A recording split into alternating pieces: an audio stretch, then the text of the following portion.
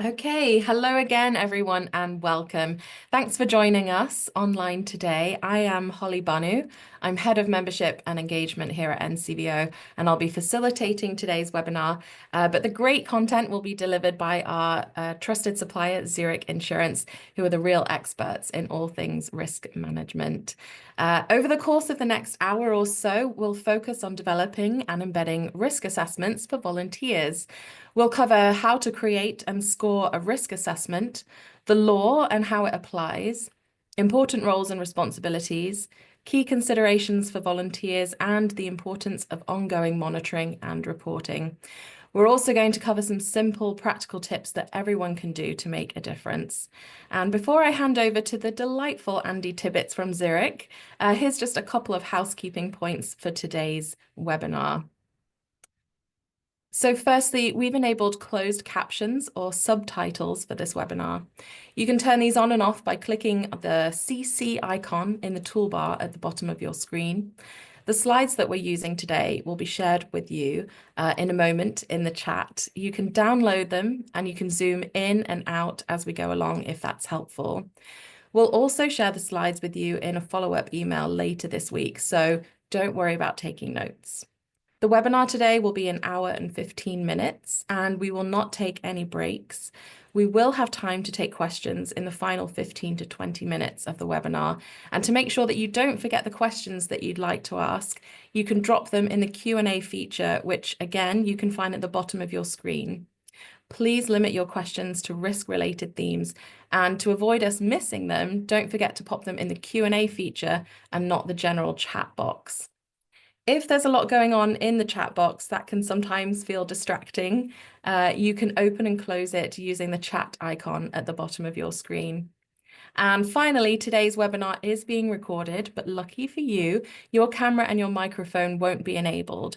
And the only people that you'll see and hear today will be Andy, me, and Chanel, who is producing today's webinar. So if your colleagues were unable to join us today, they'll be able to watch the webinar back on YouTube within the next week. Thanks again for being here, and I will hand over to Andy. Thank you, Holly. Good morning to everybody. I hope you're all very well. It's good to be here. Well, good to be anywhere, as Keith Richards famously once said. And it's a Monday, perfect. Risk assessment on a Monday morning, it doesn't get any better than that. So let me just work out my sharing screen, and you should be able to see the slide pack come through. Say good morning, welcome. Hope everybody's doing spectacularly well.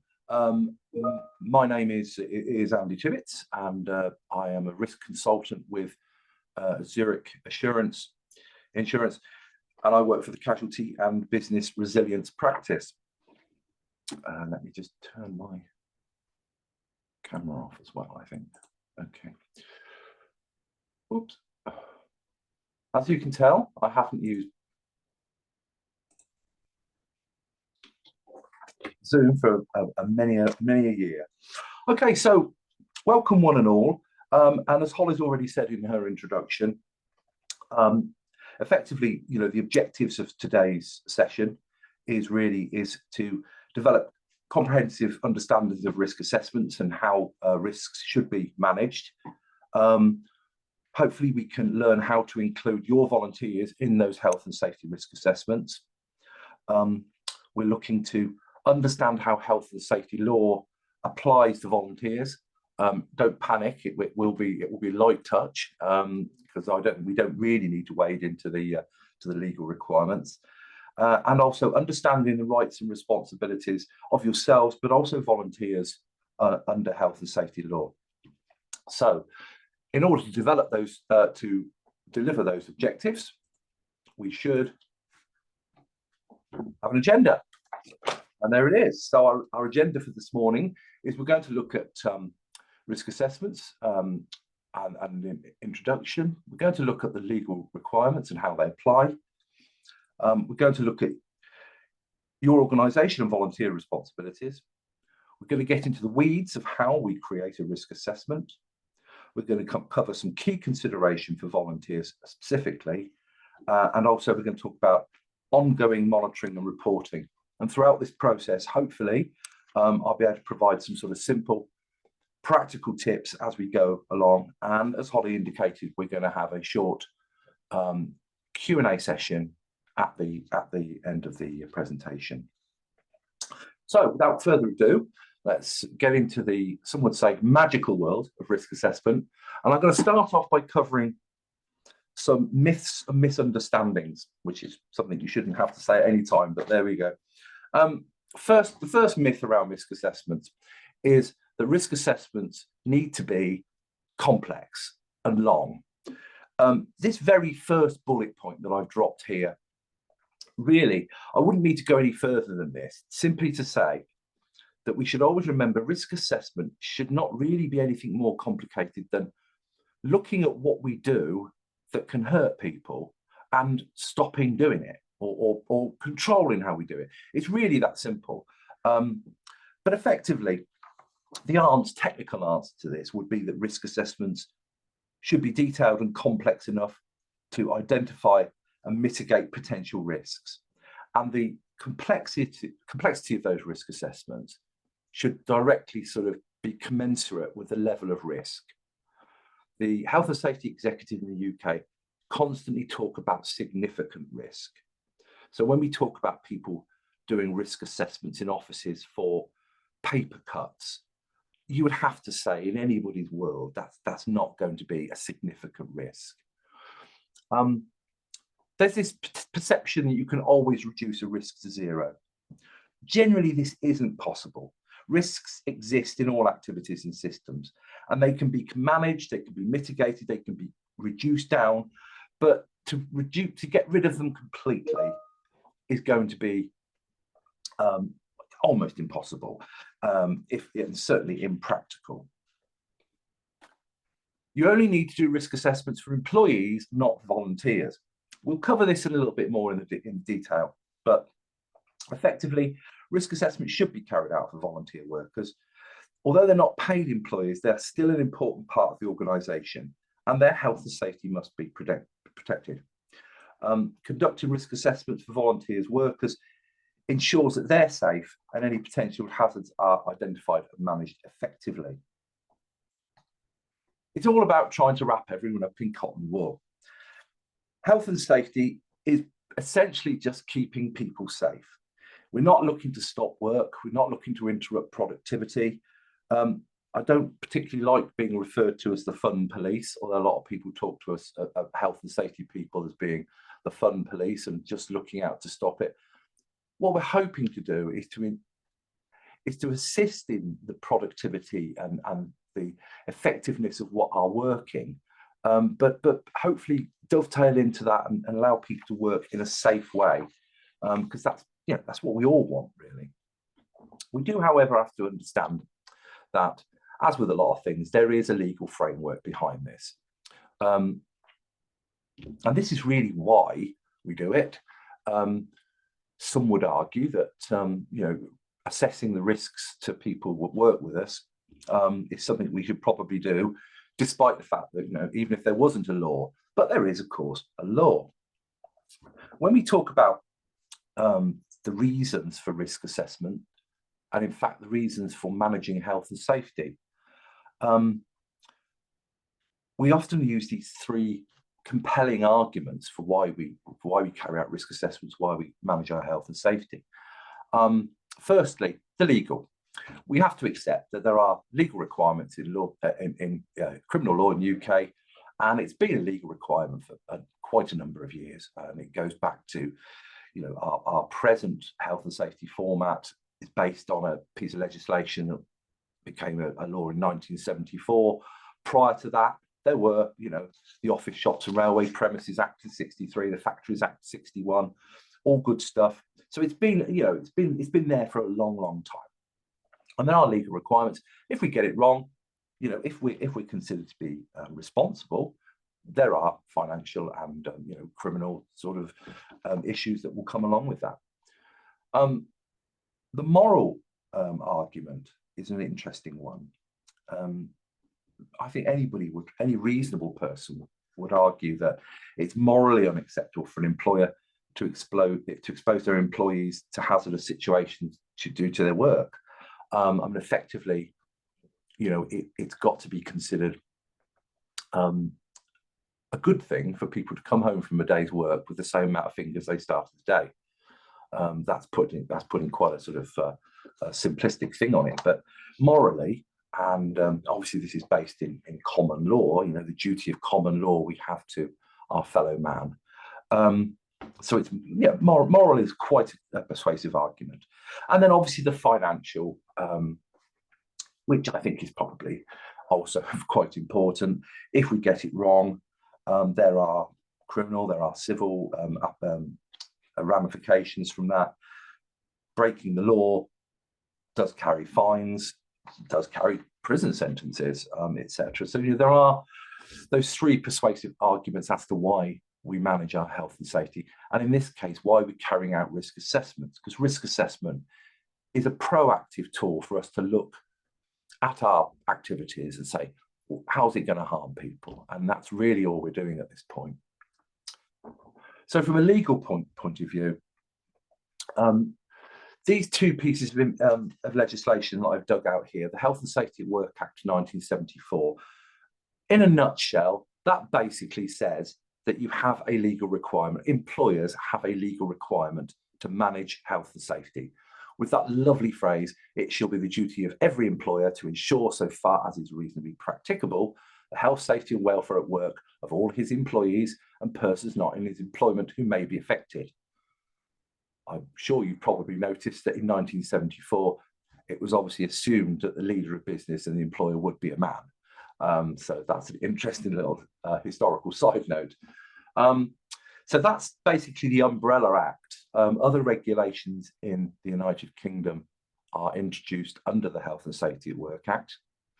And in the case of a prosecution, quite often a breach of a regulation under that act would mean that you may very well be prosecuted under the act. And we're using the breach of statutory duty under a regulation as an example.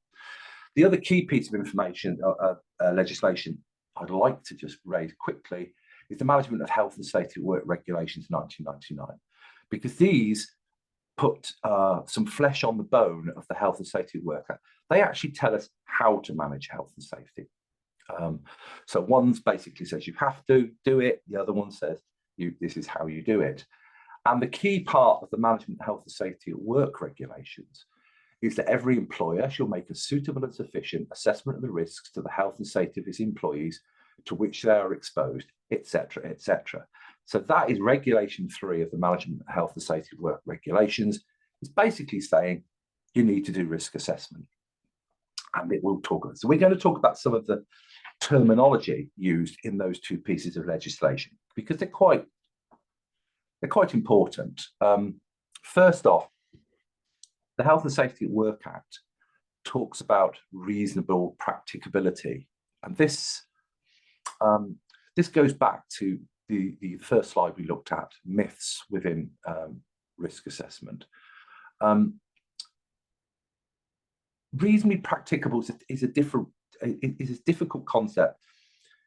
I always see it as a balancing act between a reasonably practicable, between the cost and the resources that you use to implement something to control a risk and the risk itself.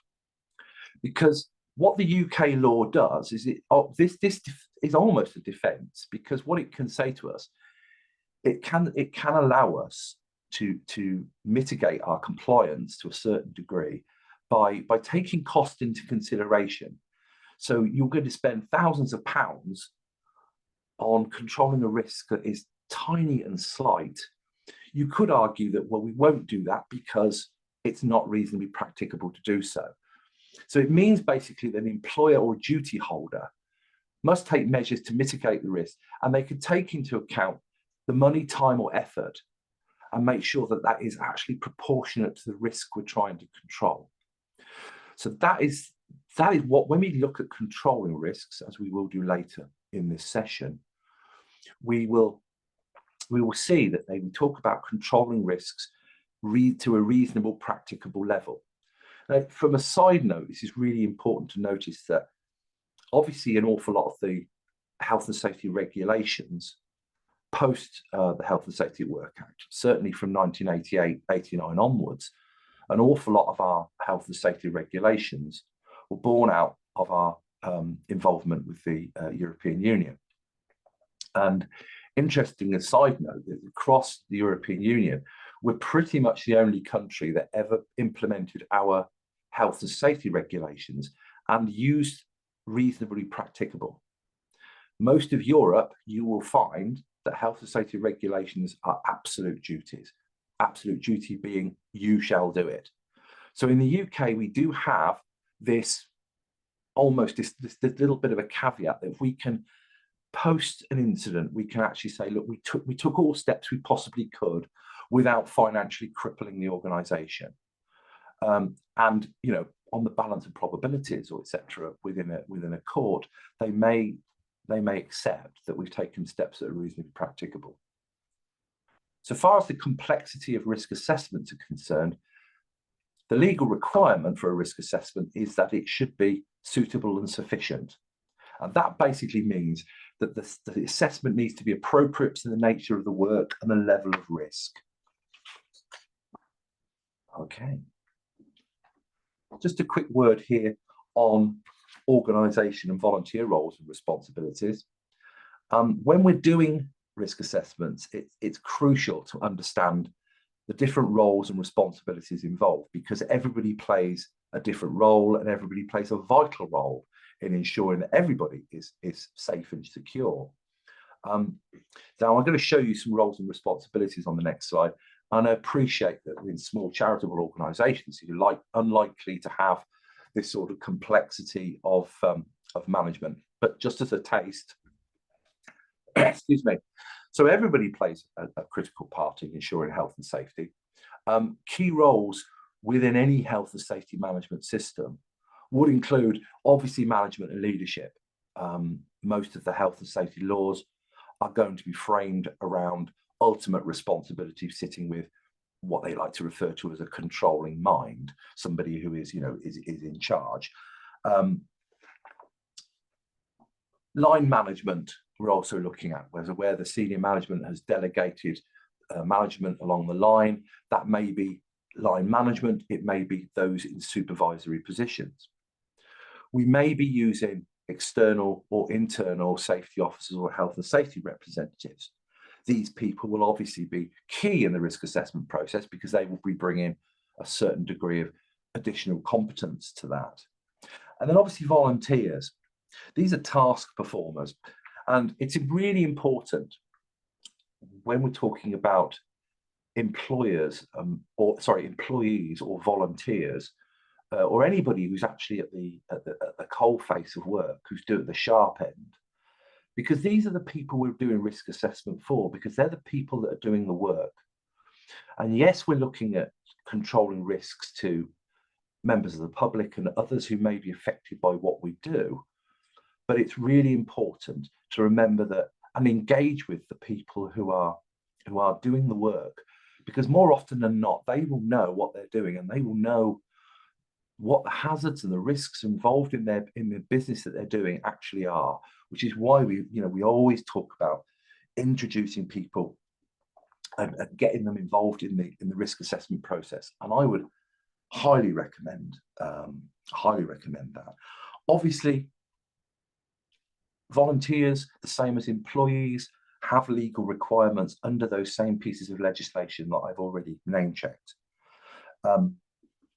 There is, should you go looking for it, there is actually a dedicated page that relates to health and safety responsibilities towards volunteers on the Health and Safety Executive website. But essentially, those employees and volunteer responsibilities are basically going to require them to cooperate with the organisation that they're doing the work for, and to help everyone meet their duties. And they're also legally not allowed to interfere with anything that's been provided for reasons of health, safety and welfare. So a classic example of that is that for an employee to interfere with a fire alarm or a fire extinguisher or a first aid kit, you could say at that point that is that is a breach of their legal requirements under these pieces of legislation. Excuse me. So, as far as guidance for the employers is concerned, if your organisation has at least one employee, or you're self-employed and employ others, you will have duties under health and safety law. Obviously, you need to protect yourself, but also others that may be become under risk due to your activities. The Health and Safety at Work Act and the Management of Health and Safety at Work regulations aim to provide a framework where you protect yourselves, your employees, and anybody who may be affected by you. You must include your employees and volunteers in your risk assessment, and you should provide the same level of protection to volunteers where they carry out similar activities to employees, because they're going to be exposed to the same level of the risk. And there's a link at the bottom of that slide, and that is actually the link to the page from the Health and Safety Executive, where they actually talk about some guidance for employers on using volunteers. So, how to create a risk assessment? The fun part, I think this is probably the best way to describe it. So what do we need to think about when we're creating a risk assessment? Well, first off, I just want to start off with these two terms, which are really, really important when we're talking about risk assessment. First off, a hazard. A hazard, we're going to talk in a minute about identifying hazards. A hazard is anything that has the potential to cause harm. Doesn't necessarily cause harm, but it's there and it could. The risk is the likelihood of that harm actually occurring. So, as an example, a child's toy left on the stairs, and it's a physical hazard because obviously somebody come down and trip over that. However, that hazard could sit there. It's entirely dependent on whether anybody actually ever uses that staircase.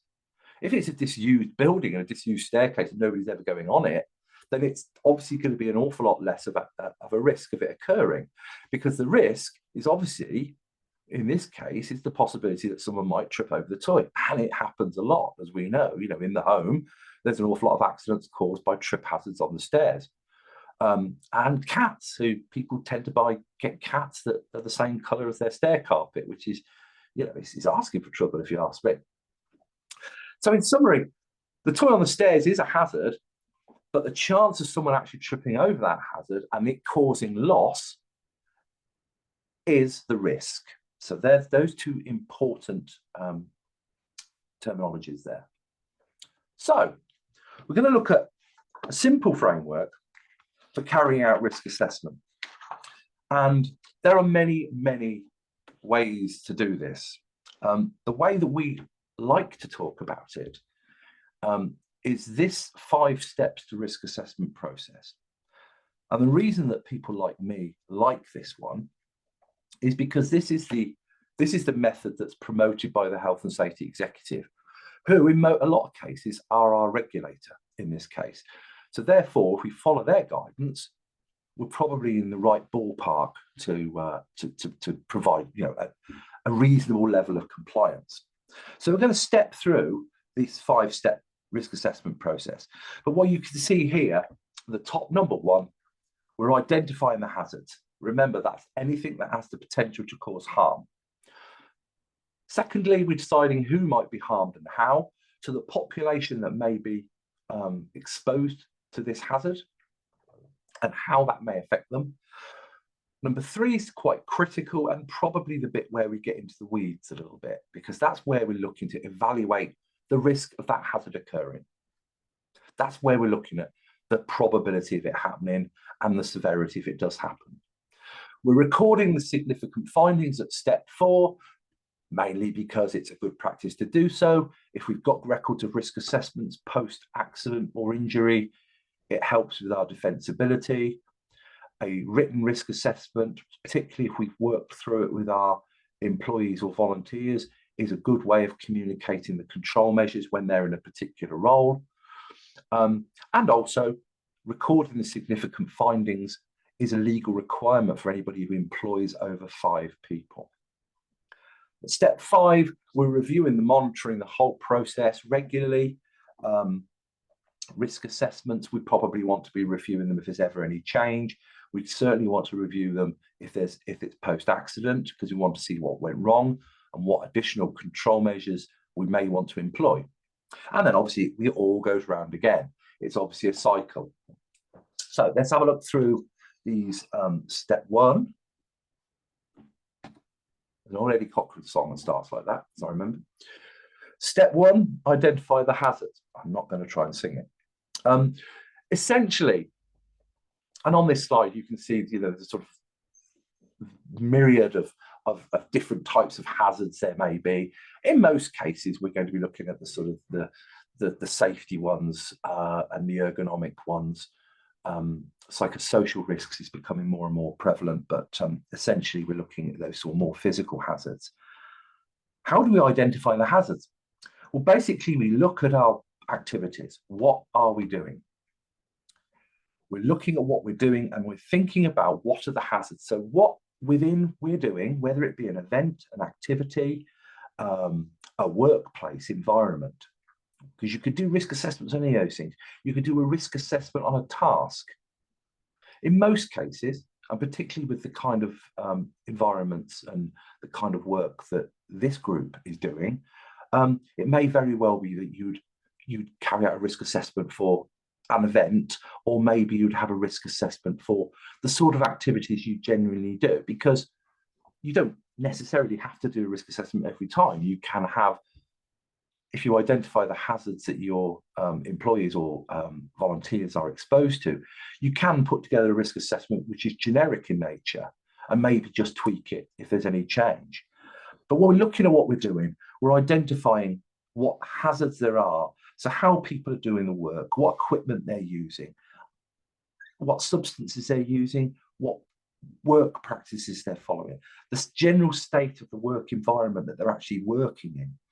And you can look back at accident records or close calls, near miss type. You can talk to your employees, your volunteers, and you can ask them, what do you consider to be dangerous? Because they're the people, as I say, at the front end. They're going to know that it's dangerous. And it may be something as simple as, well, we're opening these boxes and we're using a Stanley knife. And I nearly cut my finger with this Stanley knife. Straight away, you're thinking, well, okay, we can get rid of that risk by giving them a safety knife, one without an open blade. A very, very simple thing to do. So we're identifying the hazards. As I say, I can't emphasize enough the importance of engaging with colleagues and people to get their perception. Risk assessment is highly subjective by its nature. We all have varying degrees of perception of risk, and that will be skewed by obviously our age, our experience, our gender, cultural backgrounds. One of the most important things about risk perception is whether or not you've ever been exposed to it. You talk to people about exposure to asbestos. If somebody has lost a relative through asbestosis, they will almost certainly be more acutely aware of asbestos as a risk than somebody who doesn't. So that perception of risk is always going to be there. The best way to reduce that subjectivity is to get as many people involved as possible, as well, apart from the fact, obviously, it's really good to engage with people anyway, on a social way, if nothing else. So the first step, we're identifying the hazards. What is it that we're actually doing that's going to has the potential to cause harm? Step 2, we're looking at who might be harmed and how. So yes, we're looking at volunteers, we're looking at employees, but we're also looking at other groups, anybody who may be involved, members of the public, agency workers, contractors, anybody who's on our premises that probably shouldn't be, because we still have, we famously have, common law duties towards people to protect people being injured when they're on our premises when they shouldn't be, which some would say is ridiculous, but that's the law. That's the way it is. So we're looking at who could possibly be harmed by that hazard and how. So there's a child's toy on the stairs. Who could be harmed? Anybody who's using those stairs. It might be contractors, workers, customers, visitors, etc. How would they be affected? Well, in that case, they'd probably trip over it or slip over it, but they could easily be struck by it. They may fall from something. We're thinking about how people would be hurt. And we're then thinking about what type of harm, because that's important, because that helps us to evaluate the level of risk. If we're thinking about, well, it's only going to result in a cut finger, we're obviously going to be treating that very different and prioritizing it very differently to if it was something that was potentially going to kill somebody. Yes, you could argue that anything could kill anybody, but when we're doing risk assessment, we have to apply almost a filter and say, what is the most likely scenario? So yes, you could fall down the stairs and kill yourself, but it's probably more likely you're going to get a bruise or a fracture. Those are the sorts of things that we would look to control against. So step 2 is who might be harmed by that hazard and how. When we're doing this section of who might be affected, we need to pay special notice of vulnerable groups. When we talk about vulnerable groups, we've got them on the slide here. The reason that we do this, because in law, whether it be civil law or whether it be criminal law, we have an enhanced duty of care to those specialist groups. So people who are inexperienced due to that they're young people, particularly people who are under the age of 18. Now, obviously, we appreciate that in the volunteer scenario, this is probably going to be quite a biggie. We need to be keeping an eye on, we need to be providing adequate supervision for people who are under 18, because obviously the lack of experience, etc. Migrant workers, so anybody, certainly not necessarily migrant workers, but anybody who may not have, English as a first language or may have cultural sensitivities, we need to be taking that into account. New and expectant mothers is a specialist group that's mentioned in quite a lot of health and safety legislation, because obviously some jobs that are not suitable for new and expectant mothers. They don't tend to necessarily be physical in nature. There's odd things like working with ultrasonics or anything that may have the ability to cause damage to the unborn child. And obviously people with disabilities is another specialist group. We need to make sure that we're taking those into account, and we need to, of course, be realizing that obviously a disability may not always be obvious. We don't default to just thinking of disabled as being somebody who's got a physical disability. There are lots of other neurological disabilities, etc., that we need to be taken into account. If we're told, I'm conscious that there's no legal requirement for anybody to tell them that they've got a disability, and quite rightly so. So we've looked at our vulnerable groups, potentially within the who may be affected by the hazard. Step 3, we're evaluating the risk, which is the key part of the health and safety, of risk assessment. So once we've identified the hazards of who might be harmed, we're now looking to decide how likely that harm will be that hazard and that harm will be realized, and that is the risk. Remember that risk is the likelihood of that occurring. And when we're looking at evaluating the risk, we normally talk about the 2 key components, and that is the likelihood, so the probability of that risk of that hazard actually be causing harm. So where the risk of the event occurring itself, the likelihood. People often use the word probability for the same thing. Severity. Severity is the other part of this, because that's obviously really important. The potential consequence of the risk and if it actually occurs. This is really important when we start talking about reasonable practicability, because we can actually say the likelihood of severity is really, really low, and the likelihood of it's going to be low, therefore we don't need to prioritize it. When we come to evaluate the risk, we can use a risk matrix such as this.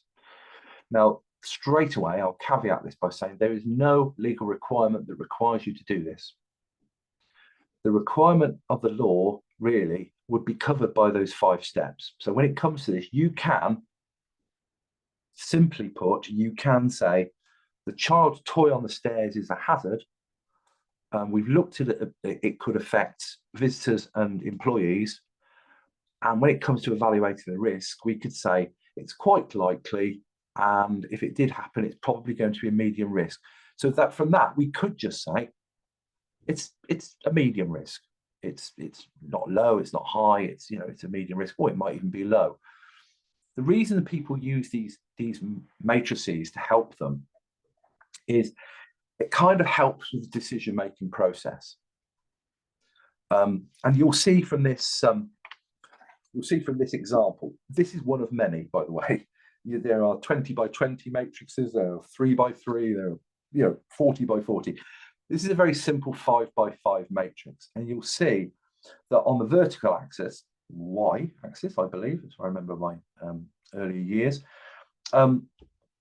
you have the severity. So you have the severity, and in this case, they've given you a 1 to 5, 1 being negligible, 5 being catastrophic, and everything in between it. And then up the other axis, up the vertical axis, you have the likelihood, starting with extremely improbable and ending up with frequent. And you can see straight away from looking at that, if the hazard that you see is frequently going to occur, and if it does occur, it's going to be catastrophic, you can see straight away that puts you in that top right-hand corner of the matrix. And that is at the point where you're actually going to say, wow, we really need to stop doing this, or we need to control it, because that's when you can see. And that, I think, is the power of these tools, really. They are very much an aid to decision making. And the 3 color bands on there, and apologize to anybody that's unable to see the color bands, but they're, we're looking at a green, yellow, amber, and red.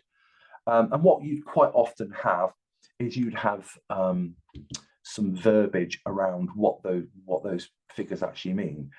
And it would sometimes be, if you're in a low risk, which would be the green, you would say it's controlled, it's okay, it's controlled at the moment.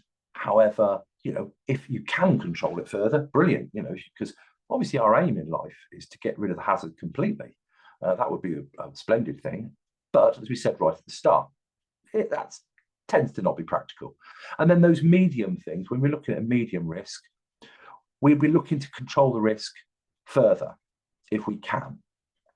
In the red category, in the high risk, we really want to get that out of the business. We want to stop doing it, or we want to do something that's going to control that risk. And if we look down, when it comes to controlling the risks, how do we control risks? Well, we control risks through the application of what they call a hierarchy of controls, which is actually a lot more simple than it sounds. Again, the reason we look at controls against this framework is because this is in the Management of Health and Safety at Work regulations. They talk about, and it's in several other pieces of legislation as well. Working at height springs to mind. We'll have a very similar. When we look at controlling risks, we look at this hierarchy. The most preferable way of controlling risks is the top of the hierarchy, elimination. And that makes so much sense. If we have a hazard in our business that has, and we looked at the likelihood and the severity of it occurring, and it's a risk to our business, to our undertaking, the best way of controlling it is to stop doing it. Get rid of it completely redesign the job to stop doing it. You'll notice at the bottom is the issue of personal protective equipment. Now, suffice it to say that in the great world of work that we all work in, whether it be in this country or any other country that I've worked in over the years, people tend to gravitate towards the personal protective equipment, and they tend to ignore the possibility of getting rid of the hazard. And it's just a really weird thing. Because, yeah, personal protective equipment is great, but it costs you money. It's very, very reliant on people wearing it. And you'll see as you go down through that hierarchy of controls, you'll see that the preference is on control measures that don't include humans, we like to put in control measures, physical barriers. So if you go down to the list there, you'll see we're eliminating, so getting rid of it completely, or we're reducing it, whereas replacing, if we're using a hazardous substance, let's use a water-based substances. We're substituting it effectively. Isolating the work, so we're basically putting a physical barrier between the people and the work, which you'll see in a warehouse where you've got forklift trucks. They put metal barriers between the pedestrian walkway and the trucks, stop people coming into contact with them. Rather than then you get into like management controls and engineering controls and things.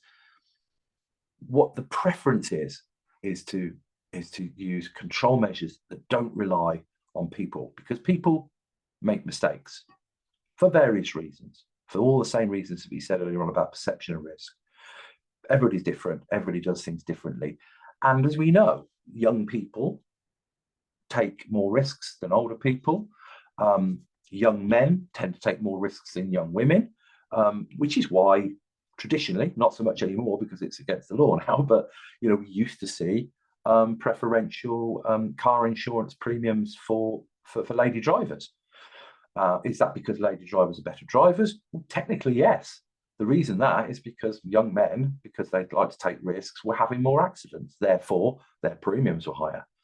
So looking at control measures that don't require people is a really good thing to do. However, using personal protective equipment is perfectly acceptable because at times it will be considered to be a reasonably practicable solution because it may be cheaper than actually doing the job in a different way.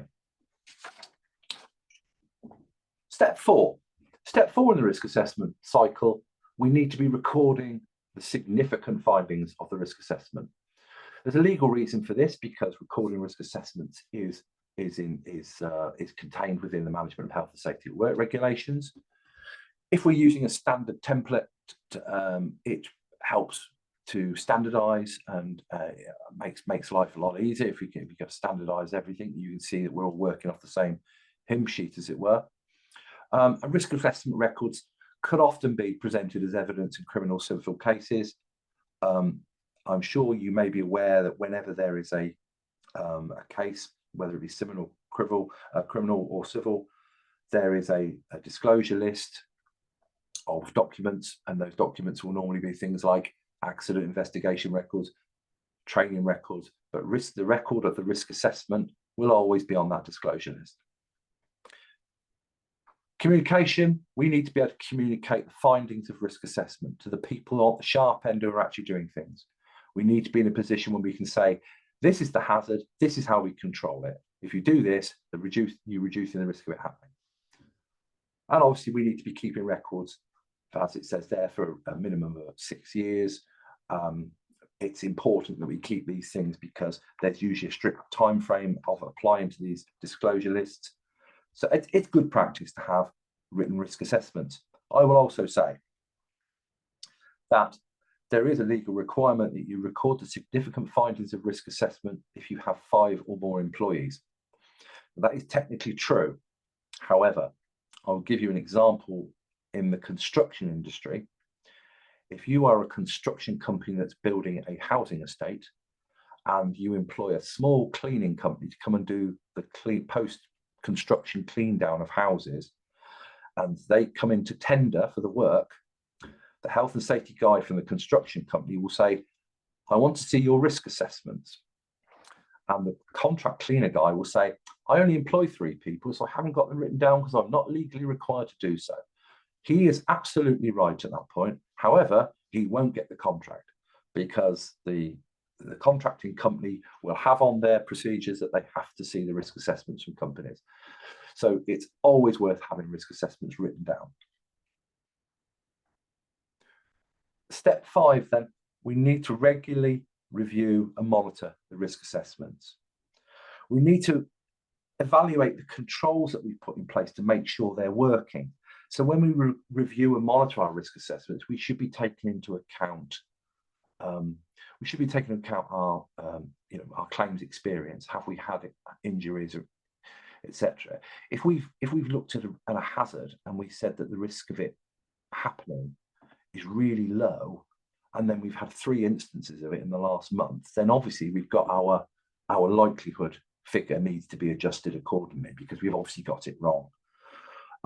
So we need to monitor our risk controls. They may no longer be effective. There are changes in the workplace, such as new staffing, a new process, new substances, new equipment, all those things. We should review our risk assessment because it's going to have an effect on it. And we should also be prepared to review our risk assessments if our workforce has spotted any problems. This is one of the great things that we have when we have health and safety committees in an industrial setting, because people raise stuff. They raise stuff that they've seen on the shop floor that people can then act on, and it informs the risk assessment process. So we update any risk assessments in relation to any changes we actually make. Some quick templates. I'm led to believe, I think, that there are some templates available. The obvious one, and the most frequently seen one, is this one, because this is a risk assessment template that the health and safety executive actually have on their website, and that there's a hot link. There's a link on the top of this slide, 3 lines down. That will take you to template and examples. There are example risk assessments on there as well, and this is straight off the HSE website, and you'll see straight away that conforms with this 5 steps we just looked at. We've picked up the hazard. It's a slip and trip hazard. We're thinking about who might be harmed, staff and visitors. What are we doing to control the risk? And we're putting in our controls. Do we need further action? So at that point, at the end of that 3rd column, we're asking ourselves, is the risk controlled adequately? Is there something we can reasonably do that's going to reduce it even lower? Then we're looking about who needs to carry out that action and when it's got to be done by and when it's done. So it's a slightly strange format. The reason a lot of people like to use this format is very similar to the reason that I mentioned earlier on, because it's given to us by the health and safety executive. They would find it hard to criticise the format because it's their format, if that makes sense. Just another example, there are hundreds, millions of different examples of risk assessment. You can nowadays buy electronic packages where you put the figures in and it gives you a figure for the residual risk, etc.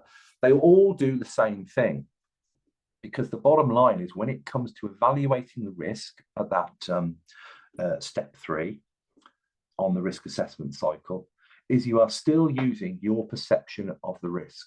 There's no right or wrong answer. It's your perception of risk. And whether that means you're filling in a fancy electronic spreadsheet that calculates the outcome for you, it's still your perception of risk to put those figures in the first place. Excuse me. So here's an example that from Zurich, mighty fine insurance company.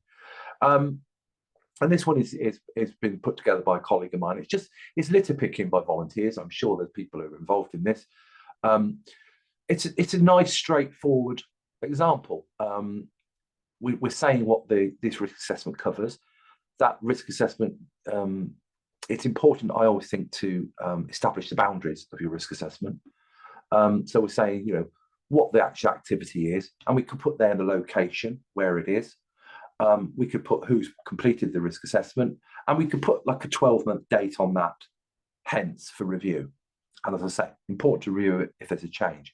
And then we've got our hazards in that first column: rough and uneven ground, manual handling, unruly dogs. Is there any other kind? Animal feces, all this sort of good stuff. And then we've got who's at risk and how. Again, we're looking at the current controls, and then we're thinking then whether it's a low, medium, high, or very high risk. And to do that, we can either think, what's the like? It's a high likelihood of happening, and it's a high severity. It's going to be a high risk. Or we can use one of those lovely matrices to make our decision for us. And then at the very last part, we're thinking again, how can we control those risks further if we need to? Because if it's obviously a low residual risk, we're probably not going to get it any lower. We're thinking about what additional measures, and it's always good to record who's completed that action and the date that it was completed. And at the bottom, we've got an additional section at the bottom where we can actually go through this risk assessment with the people that are doing the work, and we can get them to sign to say that they've read it, and it all helps with defensibility. So some key considerations for volunteers. You can take simple actions to reduce the risk to volunteers. Thinking about the tasks that need to be completed and planning for eventualities. Planning and preparation are key. Perfect planning prevents poor performance, as the word goes. There's a word missing there, but I won't use it on this particular moment. So yes, think about the tasks that need to be completed. Plan for eventualities. Ensure that the task is suitable for the person from a physical perspective. Matching the task to the individual, which is essentially the whole nature of ergonomics, is people being able to do the job they're actually doing. Provide the right tools and equipment, and make sure they're suitable for the task, they're regularly inspected, they're in good repair. Provide information, training and supervision. Supervision is absolutely key. Provide adequate supervision, particularly when we're talking with specialist groups, particularly when we're thinking about young and experienced people. So we're providing a suitable level of instruction on how the task should be performed in a safe manner. We're providing proper personal protective equipment, and when we do, we're explaining to people why we're giving them the protective equipment. They're more likely, if they're informed of the risk, they're more likely, if you're telling them that they're going to catch some horrible biological thing from potentially exposed to animal feces, and that's the reason they're wearing gloves, they're probably more likely to wear the gloves. Some other considerations. Obviously, we need to be thinking about making sure we carry out DBS checks to make sure that people are legally allowed to work in particular environments. We should check insurances to make sure that the volunteers and the organisation are covered, both from an employer's and public liability perspective. Consider data protection. We obviously have to be very, very careful with personal data nowadays.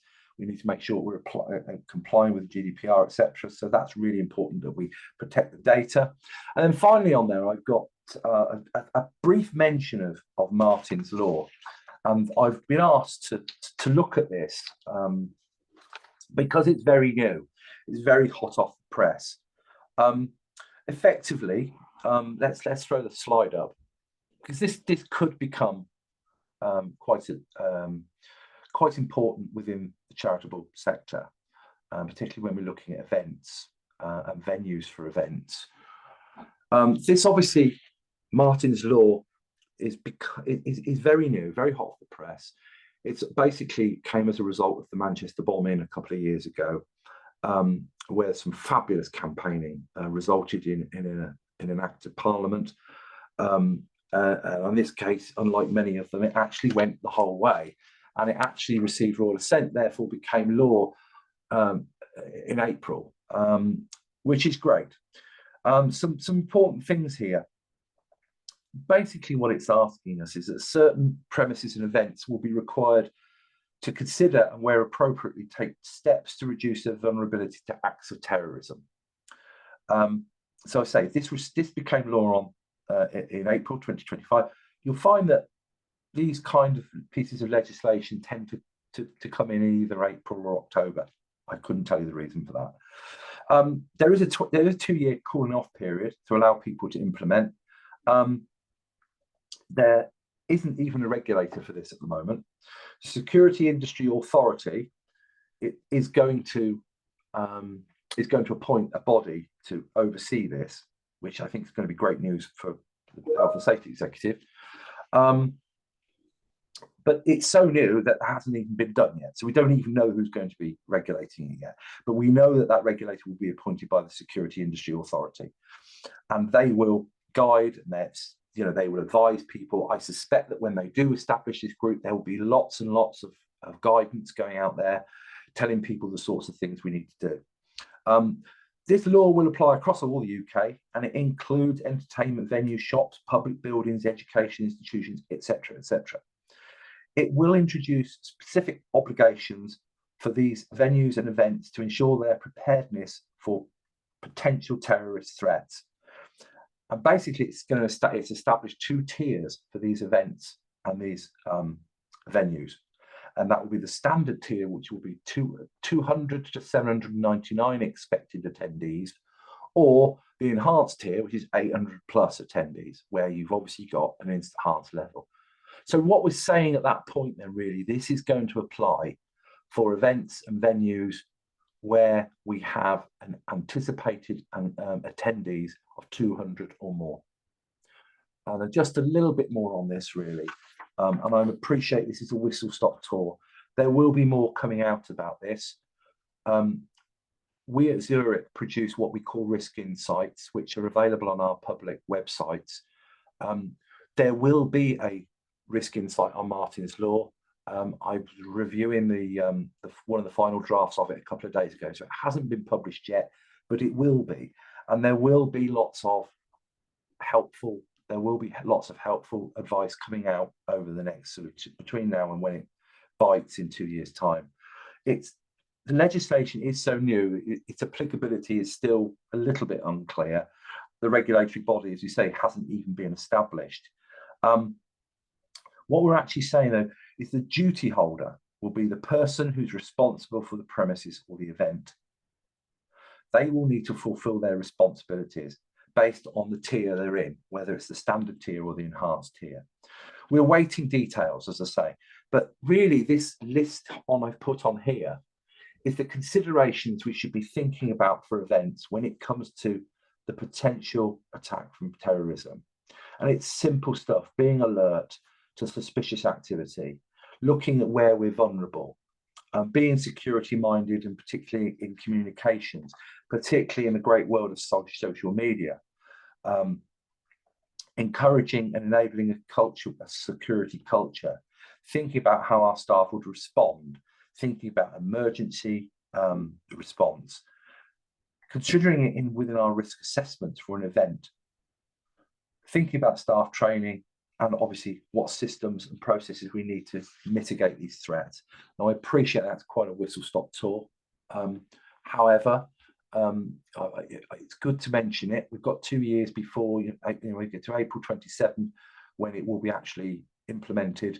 And I think it's very important that we keep a weather eye on this, because it's a critical piece of new legislation that we were all going to have to get very used to. When we're looking to embed risk assessments for volunteers, there's some simple practical tips here. As I said, and I make no apologies for mentioning it again, really, really important to engage with people, engage with volunteers and others involved in the task, document our findings, use simple, clear language, be concise, share those assessments with the relevant people. Obtain sign-off is a really good thing for defensibility once the training is complete. We base our training on our risk assessments, essentially.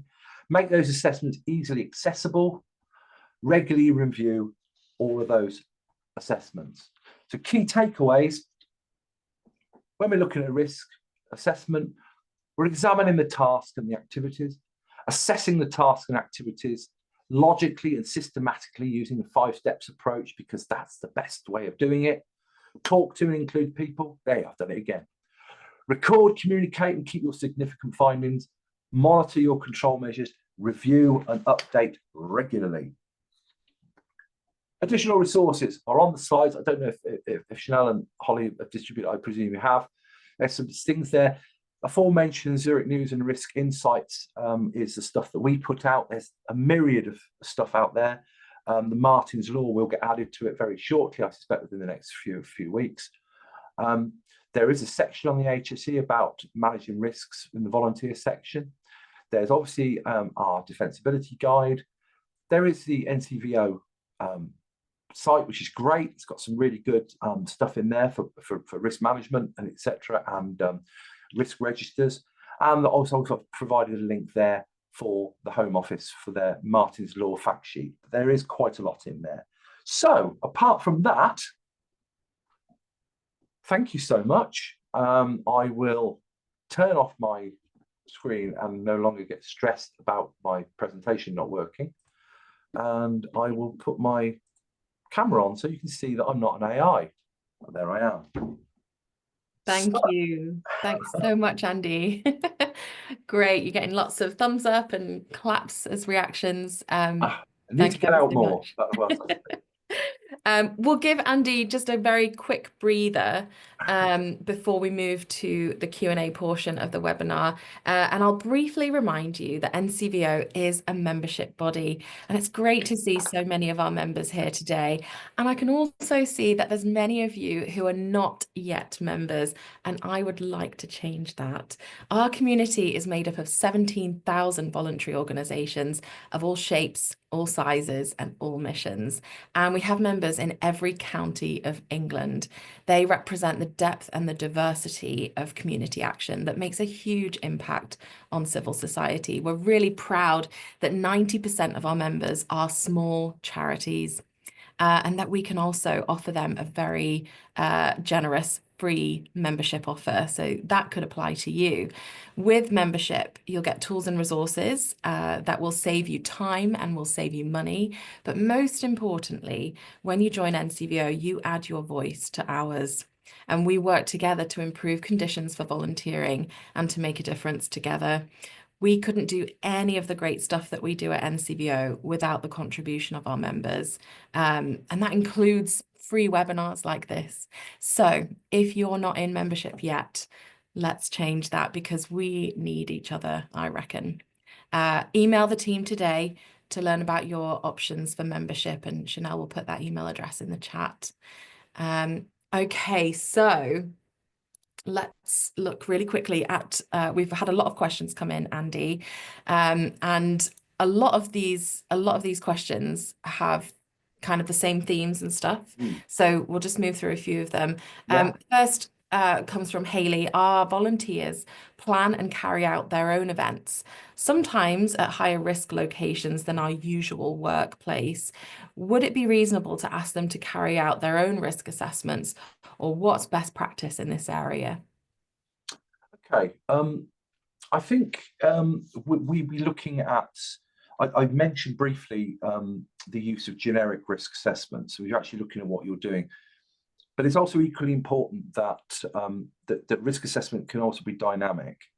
And if you can have just a simple format to, and we could even develop a check sheet of just the sorts of things, are these issues? So those sort of hazards we looked at earlier on. And like I said, there is thousands, if hundreds of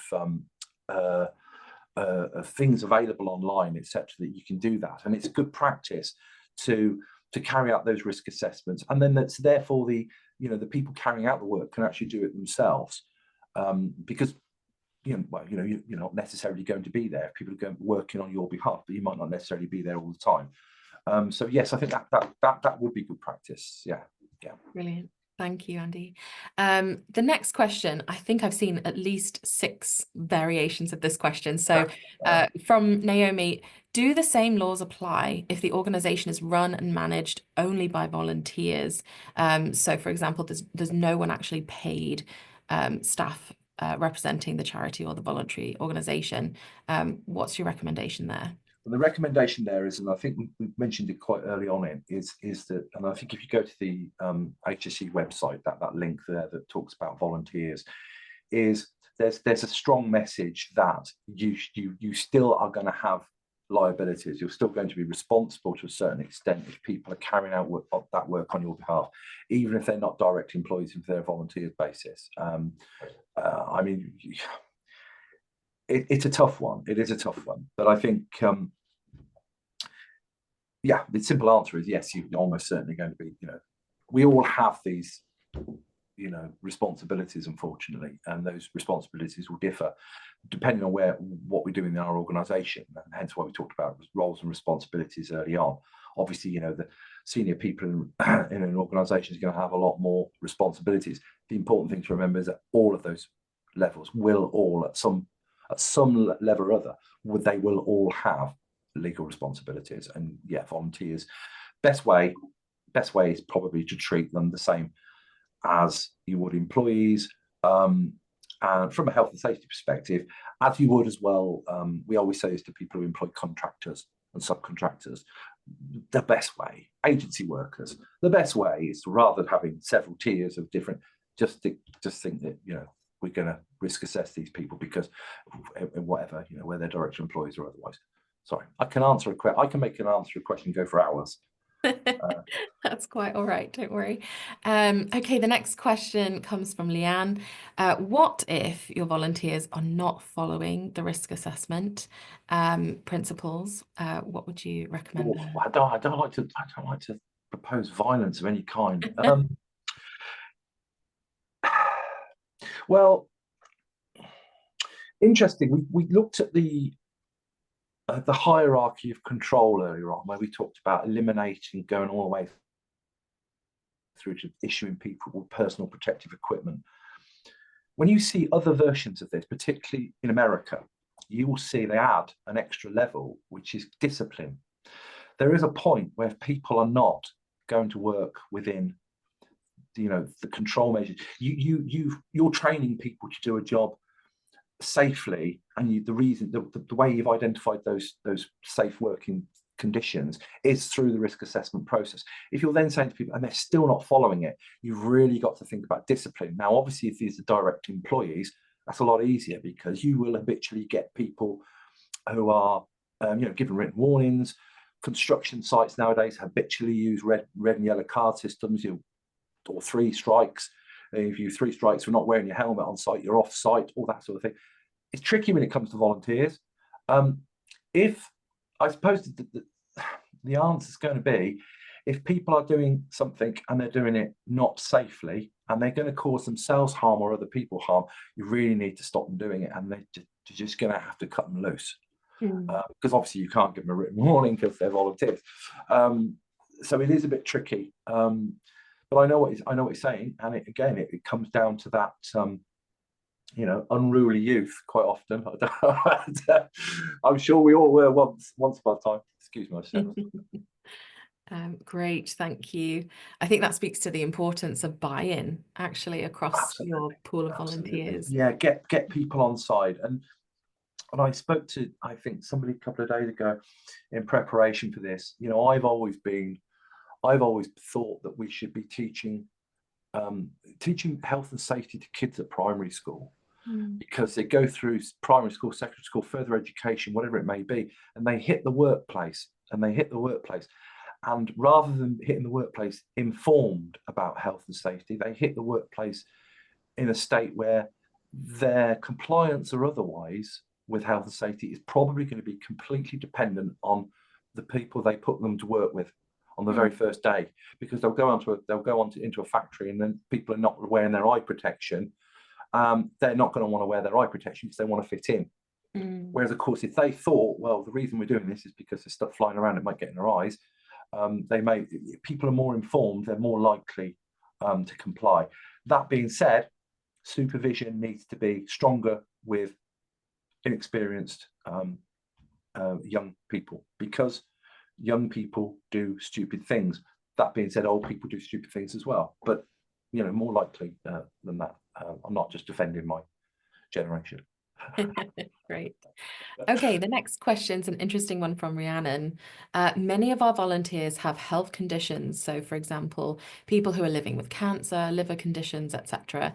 And we're not always in the loop on changes to their health status. So how personalized should risk assessments reasonably be?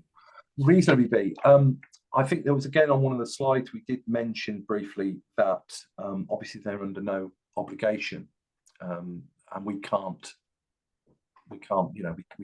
have to respect people's privacy. Of course we do. It's reasonable practicability, really. I mean, we can only act on what we know, and this workplace. You will often find that post incident, you quite often find that there was some sort of the mitigating circumstances where that person was maybe already suffering from sort of neurodiverse problem or whatever, which you wouldn't know as an employer. You can ask, not personally. You can put out to your volunteer body that if you've got any issues or whatever that you think you should raise now, raise them now. Obviously, what you can't do is say to somebody, have you got this? or have you got that? I mean, you know, that's you cannot do that, and quite rightly so. So what we really need to be doing is putting it out there to make sure that give people an opportunity to raise an issue, and also make sure that, say, look, if you're not feeling well for whatever reason it may be, you know, you don't need to tell us why, just tell us. And that obviously is easier in a lot of ways in the volunteer section rather than employees, because obviously employees, it can affect their career, whereas obviously volunteers is not necessarily the case. But you know, we can't go asking. It's like, you know, doing pre-medical checks for work. We can ask people things, but they don't have to tell us all the time. So we do what we do what we can. Let's be, you know, as practicable as we possibly can. Great. We've got too many questions than we have time. I'm going to have one more question, and then I've just got some final remarks, if that's okay. Okay, of course, Holly. Yeah, of course. The final question comes from Chris. How does or does not common sense and risk assessment fit with the legal, moral, or financial risks that an organization has already assessed? Okay, I'd like to say I've never heard this before. Common sense, I think, is a misunderstood concept. I've had people say to me so many times that, you know, common sense, well, the trouble is there isn't any. I'm trying to think of some examples. You have a legal requirement so if you've got a tiny hole in a machine, and you look at it and you think, well, you put your finger in there, you're going to lose your finger. Now, common sense would dictate, obviously, you don't do that, but people still do it. You know, it's cognitive dissonance. People still do it.